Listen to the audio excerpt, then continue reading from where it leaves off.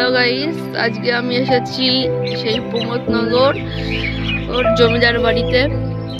দেখো এই দিকটায় একটি মন্দির আছে, দেখতেই পাচ্ছ। ওই দেখো, আর ওই দিকটায় কালী মায়ের মন্দির।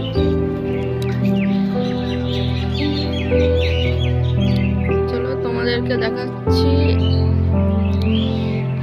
জমিদার বাড়িটাও দেখাবো। সেই জমিদার বাড়িটা আমার ঠিক করছে নতুন করে। ওই দিকটায় আবার ধান হচ্ছে, দেখতে পাচ্ছ।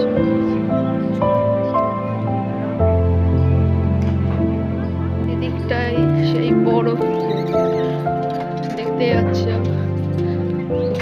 যাকে বলে। এখন আমরা বাড়িতে যাচ্ছি, এইটুকুই ছিল।